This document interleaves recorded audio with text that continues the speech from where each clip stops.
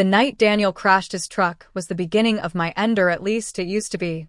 I remember the chaos like it was burned into my skin. The screeching of tires on rain-slicked asphalt, the frantic ring of my cell phone in the dead of night, the way my fingers trembled when I picked up and heard the word accident. They said he was being rushed to St. Joseph's ER, that he might not make it. And just like that, I was running. Out the door, down the stairs, barefoot, coat forgotten. My feet hit the sidewalk like I could somehow outrun death. The hospital lights glared too brightly in the dark, sterile hallways that reeked of bleach and grief. Nurses brushed past me in a blur, calling codes I didn't understand. The emergency room was awash in red lights and hushed urgency, and all I could do was stare at the swinging doors that swallowed him whole. I sold the house that week. I pawned my wedding ring, drained our bank accounts, and burned through every favor I could call in. Cousins I hadn't spoken to in years, neighbors who still owed me casseroles, friends who winced when I begged them for more, they all saw the desperation in my eyes. I became a ghost who haunted debt, and still, it wasn't enough. Every dollar I scraped together vanished into tubes and machines and surgeons' hands. I stood vigil beside Daniel's bed, night after night, my breath tethered to the rise and fall of his chest. Then, when it was finally over, when the flatline whined and they said there was nothing more they could do, turned to me with a hollow smile and whispered that it was okay. That he'd bought a high-value accident insurance policy. That I wouldn't have to shoulder this burden alone. "I'm sorry," he choked out, and then he was gone. I wept until my vision blurred, until my knees buckled, until the nurses had to peel me off the floor. But there was still hope, wasn't there? I clung to that insurance claim like it was oxygen. I was the widow, after all. The loyal wife who sold everything to keep him alive. Surely, the payout was mine. I called the insurance company the morning after the funeral, still wearing the black dress I'd slept in, only to be told that the money had already been claimed by his ex-wife, Vanessa Blair. The room spun. My breath caught in my throat. I remember the chill of betrayal crawling up my spine as the reality settled. Daniel had named her the beneficiary. Not me. Not the woman who nursed him through fevers and bleeding and seizures. Not the mother of his daughter. Vanessa. The one who walked out on him a decade ago. My legs gave out on the courthouse steps when I went to plead with her. I begged, humiliated myself, offered her half anything to ease the mountain of debt crushing my lungs. She poured a bucket of foot water on my head and sneered, "You borrowed the money. Why should I pay it back?" That was the moment I died. Not from the stairwell fall that cracked my skull open, but from the betrayal, the injustice, the sheer cruelty of it all. And yet I woke up again. Same day. Same hospital. Same blinding lights. But this time I knew. I remembered everything: the debt, the lies, the funeral, the cold slap of betrayal. Daniel hadn't even left a penny for our daughter. My hands trembled as I touched the wall, confirming its rough texture under my palms. This wasn't a dream. This was a second chance. A cruel gift, perhaps, but a gift nonetheless. "What are you standing there for, you idiot? Go pay the damn bill," someone barked behind me. I turned slowly to face her. Vanessa, still with her tight ponytail and that smug smirk. Her hand swung and landed across my face before I could flinch. Blood pooled at the corner of my mouth. "Move, Fongqing," she snapped, using the name I hadn't heard since my previous life. Is certes her. She didn't know. None of them knew. I was reborn, and I wasn't about to waste this miracle. I adjusted my expression, lowered my gaze, and said nothing as I followed the nurse to Daniel's room. There he was, bloody, unconscious, machines hissing around him. My pulse didn't race this time. I didn't cry. I watched, observed, remembered. Vanessa hovered by his side like a grieving saint. "Daniel," she whispered, brushing imaginary dust from his forehead. "You'll be okay. I'm here now." It made me want to laugh. She hadn't cared about him while she was married to him. She left him for a drunk who choked on his own vomit in a Vegas motel. But now? Now she was playing the widow's part again. I turned on my heel and left the room without a word. First stop, find a lawyer. I didn't have much education, but I knew where to look. Every courthouse has at least one small legal office nearby. Mr. Walters wasn't young, but his eyes were sharp and his voice sharper. I laid it out. My husband was injured, the insurance was in his ex-wife's name, and I wanted it changed legally. He nodded, asked a few questions, and promised to draw up the paperwork. I signed with a trembling hand and walked back into the hospital, just as Daniel was being wheeled out of surgery. My mother-in-law, Mrs. Carter, wept as she clutched his limp hand. "My poor boy," she sobbed. "You'll be fine. Just hold on." Vanessa sat on the other side of the bed, dabbing her eyes with a handkerchief. It was theater. All of it. I stayed back, letting them wallow in their fake sorrow. Then, as Daniel groaned and fluttered his eyes open, the room hushed. "Mom, Vanessa," he murmured. Not a glance in my direction. Not even a flicker of recognition. I stood there, invisible. "Where were you?" he rasped once his throat cleared. "You didn't want to pay for my treatment.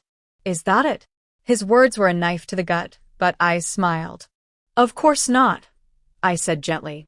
"I've already paid. And I've made arrangements to sell the house to keep things afloat." His eyes narrowed, suspicious. But I didn't give him time to speak. I pulled out the paperwork. "You'll need to sign this," I said sweetly. "It authorizes the sale." He didn't even look at it, just scribbled his name at the bottom. Fool. Vanessa noticed too late. Her eyes widened, but I folded the paper and tucked it away. "Thank you, darling," I said with venom hidden behind the smile. I left the room before the act slipped. My heart was pounding, but my face was calm. I took the signed documents to Mr. Walters immediately. He reviewed everything, nodded, and submitted the change of beneficiary. It was done. Legally, Daniel's insurance now belonged to me. I left the city that night, booked a flight, and vanished. I didn't pack, didn't say goodbye. I called my daughter, Lily, as soon as I landed. She was shocked to see me at her door, face bruised, eyes hollow. "Mom," she whispered. "What happened?" I couldn't tell her everything, not yet. So I hugged her tight and cried into her shoulder, blaming it on Daniel's family drama. She didn't question it. She had seen too much over the years. The bruises, the silent suffering. She made us tea and insisted I rest. But sleep didn't come. I stared at the ceiling, counting the hours until Vanessa and Mrs. Carter realized I was gone. I imagined their panic, their fury, the bills stacking up. And Daniel, lying there, waiting for help that would never come. Maybe it was cruel. Maybe it made me a monster. But I'd lived that life, already played the martyr, paid the debts, watched my daughter suffer. Not this time. This time they would pay. They would learn what it meant to be abandoned. Because when I died crying on that stairwell, the woman who had loved Daniel Carter also died. And the one who woke up? She had no intention of going down with him again. The days that followed were strangely quiet, almost too quiet, like the hush before a storm. I stayed at Lily's apartment in the city, pretending to rest, but my mind never slowed. Every time I closed my eyes, I could see Daniel's blood-streaked face, hear Mrs. Carter's screeches echoing in my ears, feel Vanessa's eyes narrowing as I walked out of that hospital room for the last time. They must have thought I'd return, that I'd come crawling back the way I always had before, guilt-tripped into cleaning up their mess, feeding their selfishness. But this time, I'd vanished before they could chain me to the wreckage again. I spent those quiet mornings pacing Lily's kitchen, my bare feet making soft sounds against the worn hardwood floor. The cabinets were chipped, the windows cracked at the edges, but there was warmth in this place that the Carter house had never known. My daughter worked long hours, still too young and too tired for the weight life had dumped on her shoulders. She thought I was just visiting, that her father's accident had pushed me over the edge temporarily. I didn't tell her that I had changed the insurance beneficiary. I didn't tell her I was waiting for Daniel to die. Instead, I cooked. I made breakfast with extra eggs, packed her lunch with notes I hadn't written since she was 10. She didn't ask questions. She knew better than anyone how silence can be a defense.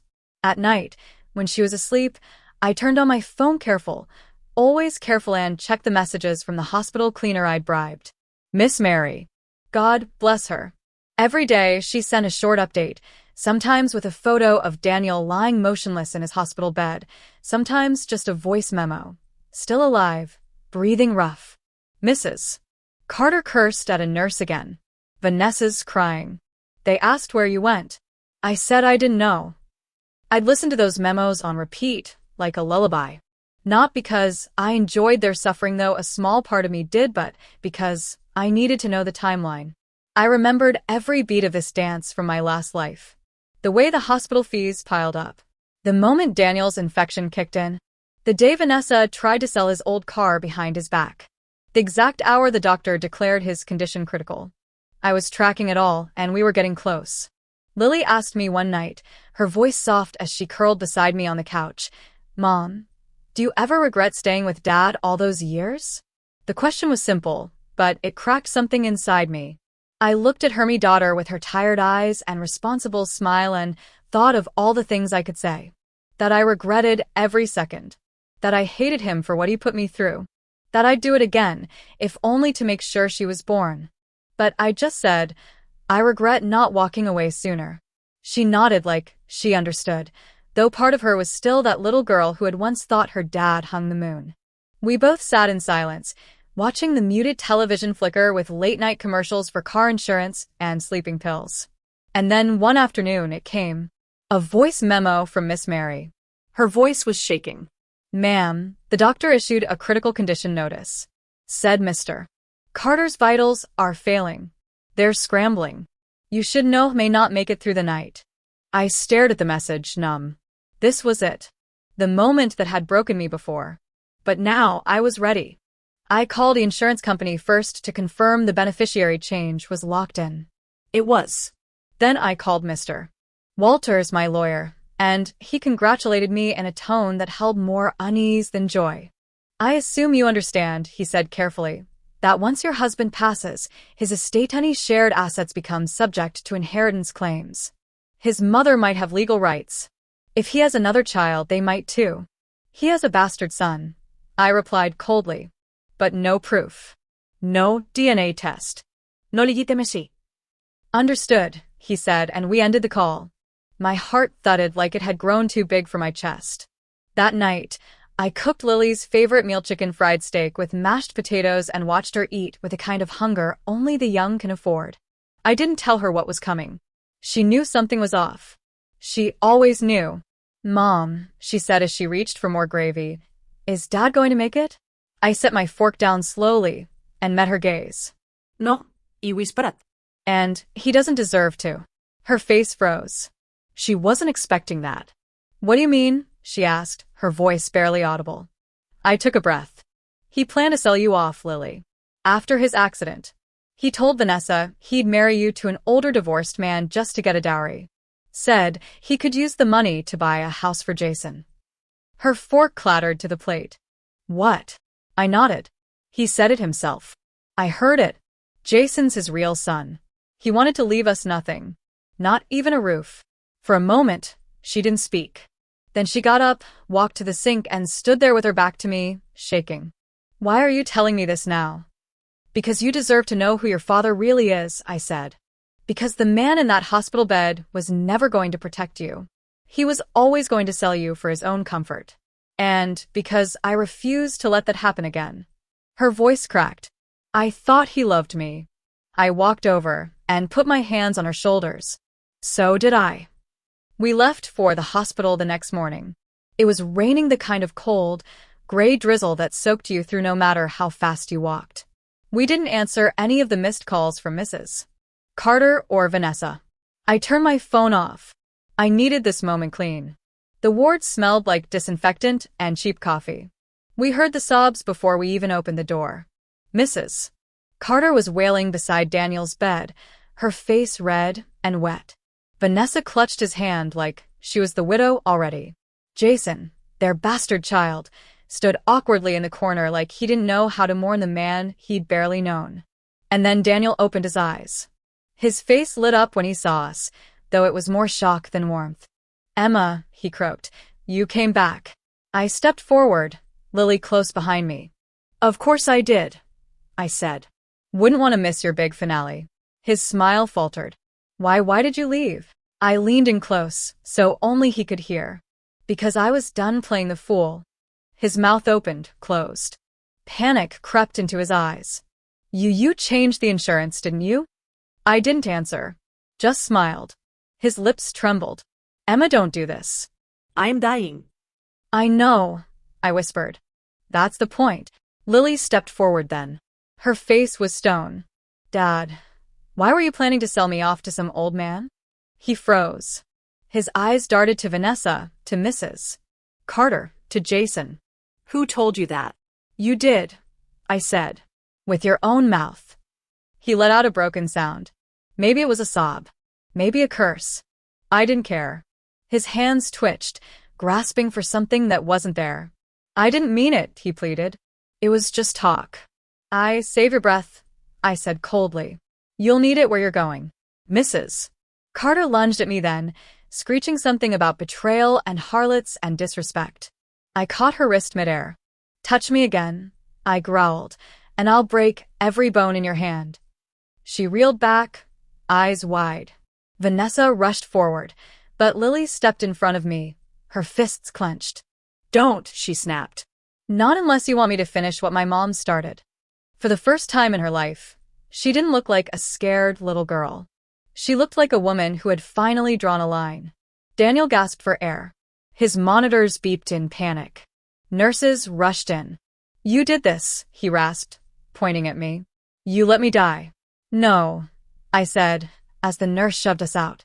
You did that all by yourself. The air in the corridor felt heavier after they pulled the curtain around Daniel's bed, like the whole hospital was exhaling for him before he even passed. Lily stood beside me, arms folded tightly across her chest, jaw set in defiance, but I could see the storm behind her eyes. Her breath trembled, her fingers twitched. She was hurting, even if she didn't want to show it. And I felt nothing. Not anger, not sorrow, just an eerie clarity, like everything inside me had finally settled after a decade of turmoil. I had delivered the final truth, dropped it into Daniel's lap like a knife with his name carved into the blade, and now all that remained was to watch him bleed from the wounds he forged himself. Vanessa didn't speak to us, as the nurse guided us out. Her face had lost all its forced gentleness. Gone was the facade of a grieving ex-wife. What stared back at us now was raw calculation, panic twitching in the corner of her mouth as the reality set in. If Daniel died without a will naming her or her bastard son, she would walk away with nothing. Nothing but the stench of failure on her breath. Mrs. Carter, however, had not lost her fire. She trailed behind us like a wounded beast, muttering curses that bubbled from her lips with the weight of 100 years of bitterness. You should be ashamed, she spat at me. Witch. Parasite. I should have known you were poison from the start. I turned slowly, calmly, and looked her dead in the eye. You raised the man who betrayed his daughter for a house, I whispered. You don't get to talk about shame. Her mouth opened, but nothing came out. Only silence. A sweet, golden silence. We left the hospital without another word. Lily hailed a cab while I stared up at the building, its windows like dead eyes reflecting the dusk. I wondered if he was still alive, if he was clinging to consciousness the way he clung to control his whole life. I didn't pray. I didn't hope. I just watched.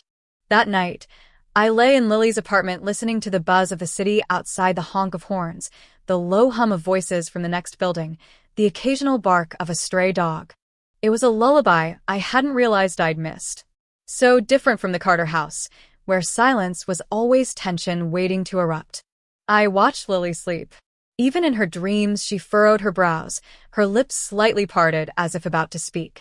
What would she become now, freed from the shadow of a father who viewed her as currency? Would she forgive me someday for all the years I let it happen? For staying with him far too long out of fear, out of obligation, out of love that had long turned to rot? I didn't know, but I swore to the dim light of the city that I'd spend the rest of my life trying to earn her trust again. Morning came with a vengeance.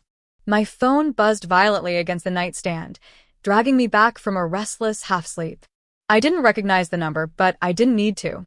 I let it ring, then again, and again, until finally I turned it off. No need to hear them howl. The truth would find me eventually, whether I picked up or not. Around noon, Lily cooked us both pancakes burnt slightly on one side, but full of effort. You okay? She asked as she passed me a plate. I nodded. I will be. Do you think, she hesitated, eyes fixed on the syrup bottle, he'll make it?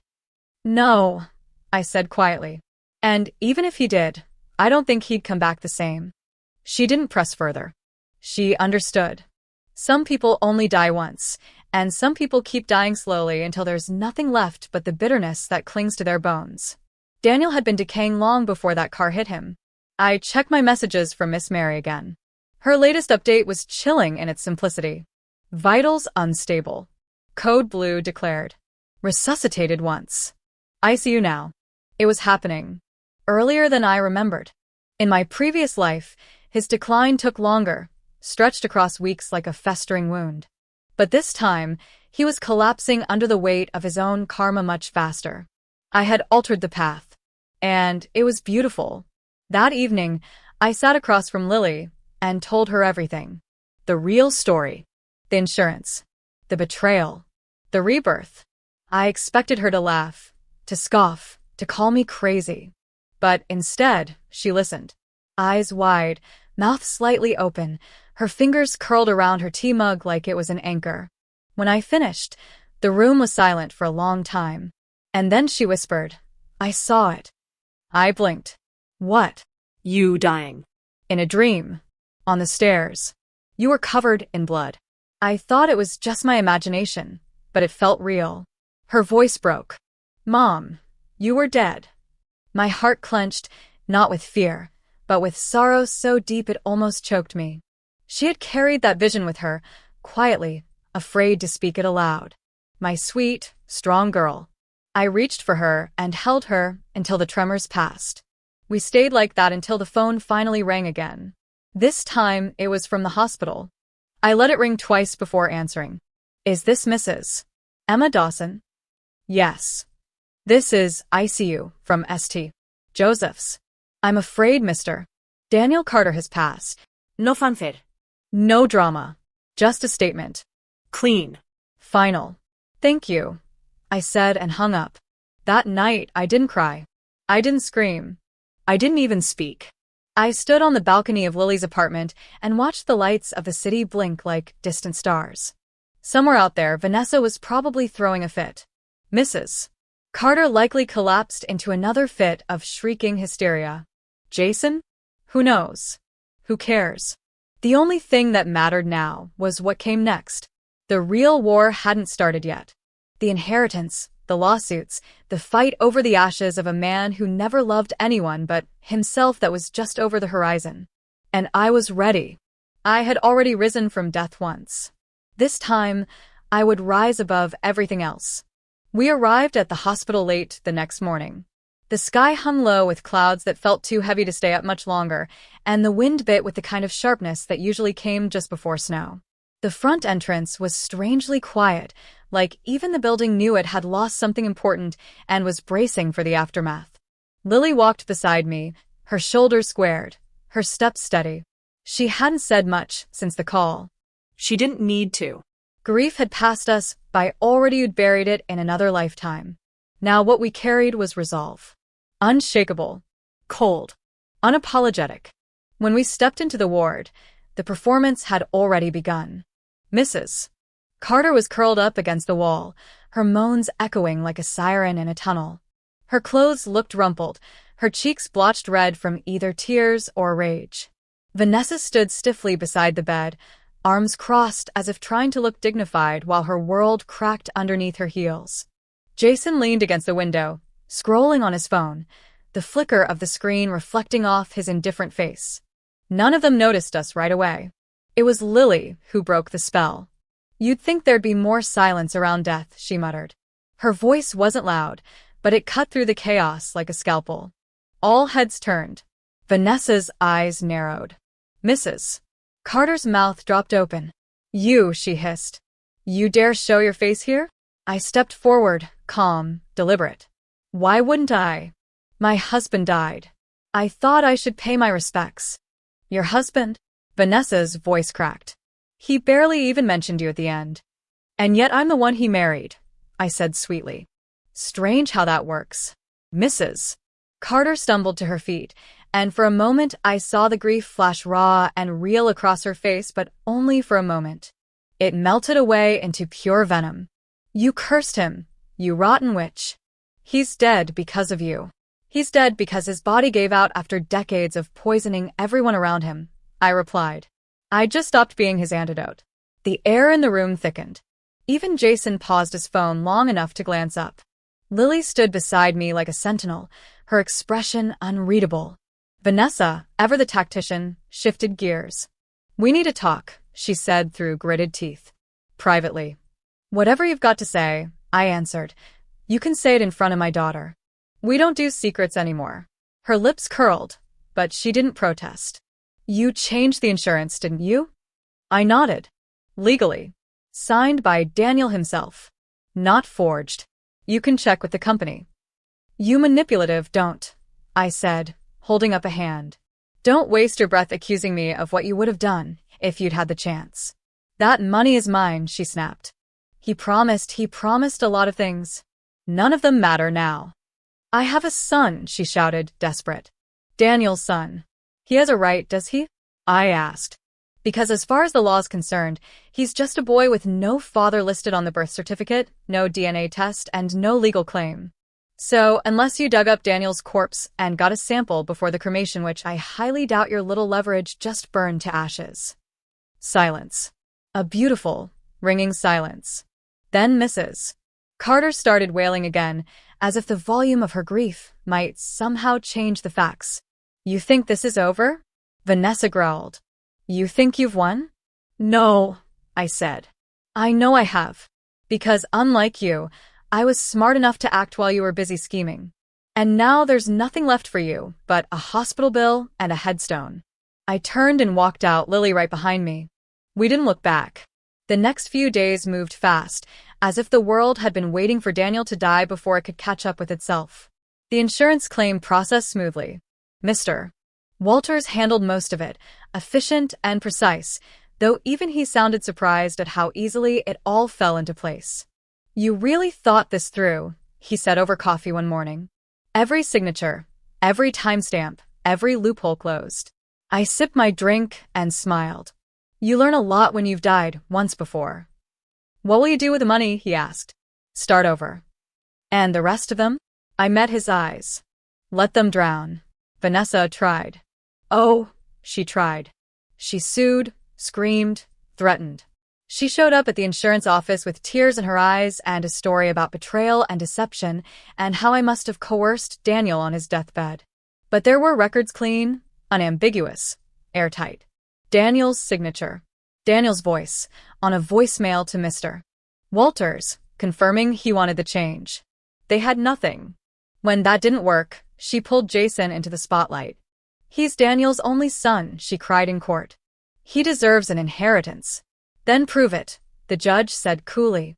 Submit a certified paternity test. But Daniel was already cremated. No samples. No DNA. Just ashes and a name carved into marble. Vanessa's face twisted in court that day, her fury sharp enough to cut steel. But the judge had already moved on. Case dismissed, he said, and just like that, the money was mine. That wasn't the end of it, of course. She came after me one last time, demanding reimbursement for the hospital bills she'd paid before Daniel died. I saved his life, she shouted in the parking lot, mascara smudged across her face. You left him to die.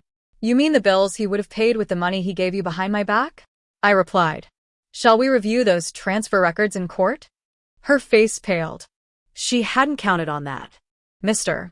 Walters had them all, every shady deposit, every cash withdrawal, every moment Daniel funneled our shared assets into her account without my consent.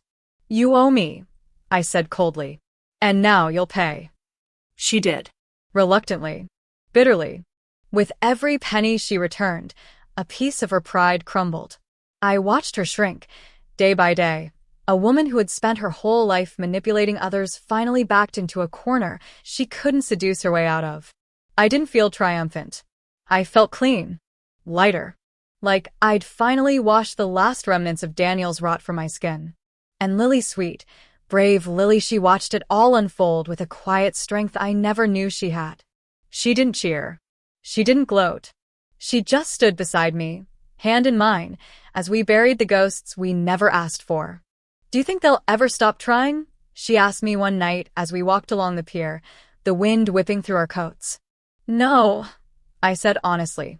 But they'll fail. Every time. She nodded. Good. Because I don't want to live scared anymore. You won't, I promised. Not while I'm breathing. And for the first time since my rebirth, I believed it. The courthouse door slammed shut behind me with a finality I hadn't expected to feel so satisfying. The fluorescent lights in the hallway buzzed faintly overhead, casting sterile shadows on the tile floor, but none of it could mute the quiet victory humming beneath my skin.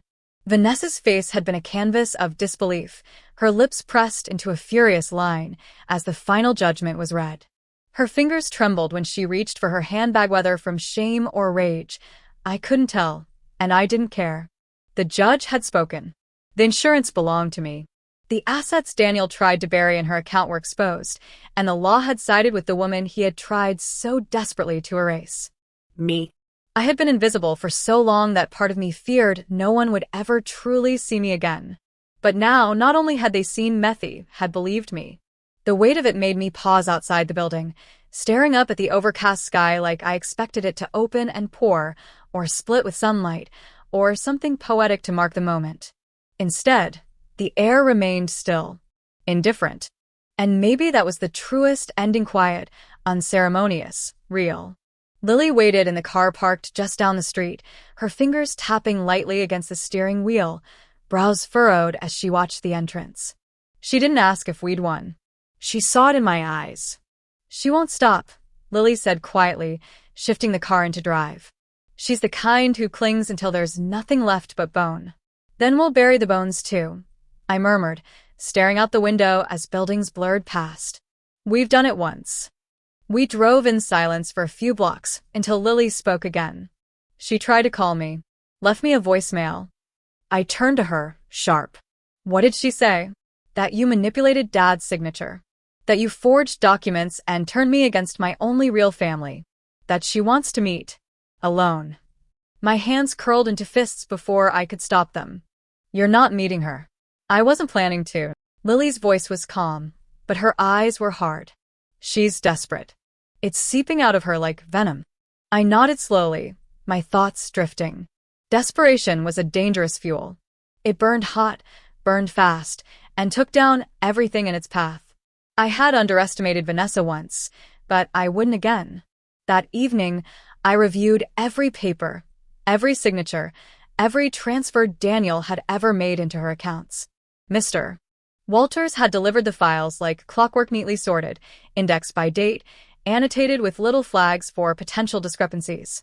It was all here. The covert withdrawals, the cash infusions disguised as loan repayments, even the payment Vanessa had used to purchase a limited edition handbag while I was scrubbing floors at the hospital. My stomach churned as I traced the trail of betrayal, each line on the page another slap to the face of the woman I used to be. But that woman was gone now, buried with Daniel and the version of myself that tolerated injustice out of love. I picked up the phone and dialed Mr. Walters. Can we file a civil suit? I asked before he could say hello. Against Vanessa Blair, he replied. On what grounds? Unjust enrichment, undisclosed asset transfer, and emotional damages. There was a pause. You're serious? More than I've ever been. Then we'll move forward. The suit was filed within a week. Vanessa didn't respond at first, likely thinking it was a bluff. But when the court summons reached her doorstep, and she realized this was real, tangible, documented, and public, she unraveled. She appeared at my doorstep 2 nights later, mascara smudged, jacket slipping off one shoulder, the smile on her lips brittle as glass. Emma, she crooned, her voice syrupy and false. Surely we don't need to do this in court. We're both women. We've both loved the same man. We both have children to protect. You came to the wrong house, I said flatly. We're not the same. And you don't get to play martyr after trying to destroy my life. I didn't destroy anything, she hissed, the mask slipping. You did. You walked away. You left him to die. No, I said, stepping closer. I let him live with his own consequences. Something you've never had the guts to do. You're a monster, she spat. So be it. I closed the door. Lily stood behind me in the hallway, watching. She didn't speak. She didn't need to. The trial began 3 weeks later. This time, Vanessa showed up with a new lawyer, younger and more aggressive, but every point they raised, we had already dismantled. Transfer records? Verified. Consent from Daniel? Documented. Emotional abuse? Testimonies. Vanessa fell apart on the stand. When asked why she hadn't disclosed the gifts during Daniel's life, she stammered about privacy, then switched to claiming they were repayments for past debts he owed her. Do you have any documentation? The judge asked. She opened her mouth, then closed it. No, then your argument is hearsay. Her lawyer objected. Overruled. The judge's gavel slammed down like thunder. Verdict. In our favor. The ruling awarded us full recovery of the assets Daniel had hidden in her accounts, plus damages. It was more than money. It was acknowledgement. It was truth. Vanessa didn't scream this time. She didn't cry. She sat there, staring into the distance, as if she had finally reached the bottom of the well she'd spent her life digging. And me? I walked out of that courtroom taller than I'd felt in years. Not proud, not gloating, just whole. Complete. Outside, the sky had opened up in earnest. Rain fell in soft sheets, the kind that didn't sting, just lingered gently against your skin like forgiveness. Lily stood beside me, umbrella in hand, but I let the rain fall. You're drenched, she said with a small laugh. I know. Do you want to go home? I looked out across the parking lot, toward the horizon where the gray began to lift. No, iwi esperat. I want to go forward. I didn't keep the check. Not in a drawer, not in a folder, not even in the back of a safe like some trophy to remind myself what I'd survived. I deposited it the same afternoon it arrived, then called the bank to close every old joint account I'd ever shared with Daniel. It was less about the money and more about severing the last brittle thread between us. A dead man's shadow no longer had a place in my life. That night, Lily and I stayed up late on the balcony of her apartment, legs tucked under us, the city lights blinking in soft rhythm beneath a starless sky. The trial was behind us. Vanessa had vanished into whatever crack could still hold her pride. The Carter name was nothing now, no estate, no legacy, just ashes in an urn no one wanted to claim. Do you feel free? Lily asked me quietly, her voice so soft I almost missed it over the hum of distant traffic. I thought about it for a long time. Freedom, as I had once imagined it, had always looked like escapee flight, a new name, a quiet life far from those who hurt me. But standing here, beside the daughter, I nearly lost to silence. I realized freedom wasn't disappearance. It was return. It was staying. I don't feel free, I whispered back. I feel clean. She nodded. That's good too. The next morning, I woke before the sun, brewed coffee, and sat at the kitchen table with a blank sheet of paper and a pen. I didn't know why I started writing. It wasn't a letter. It wasn't a journal. It was more like a confession to the woman I used to be. I wrote about the girl who thought love meant sacrifice. About the wife who kept swallowing bruises and smiling for the sake of a family that never truly saw her. About the mother who stayed up at night wondering if her daughter would forgive her someday for choosing survival over fairy tales. And then I wrote about the rebirth, not the mystical kind, but the gritty, unforgiving kind that rips through bone and forces you to rebuild yourself from nothing. I wrote about vengeance, yes, but also about release. About learning that walking away is not weakness.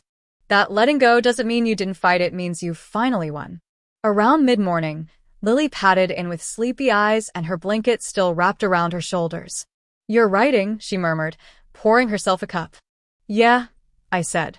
Just clearing space. She smiled. You want to take that trip now? The one you used to talk about, Portland, maybe Seattle? I looked at her, this young woman who had seen more storms than she deserved, and I thought, what a miracle it is that we're still standing. Yeah, I said slowly. But only if we drive. I want to see the road unwind beneath us. We left 3 days later. No real itinerary. Just 2 suitcases, a playlist of old songs, and the kind of peace that doesn't announce itself, it just settles quietly in your chest and reminds you how to breathe again. We passed pine forests and coastal towns, stopped at diners with sticky menus and waitresses who called us sweetheart, walked through farmers' markets, took pictures with roadside bears carved from tree trunks. At night, we'd pull over wherever the stars were clearest, roll down the windows, and talk about everything and nothing. Do you ever miss him? Lily asked me one night as we sat by a lake, our toes skimming the cold surface of the water. I thought about the question honestly. I miss the version of him that I thought existed, I said. The man I created in my head, the one I believed in. But not him. Not the real him. That makes sense, she murmured. We always mourn the dream first. Yeah, I whispered. But dreams fade. We live on.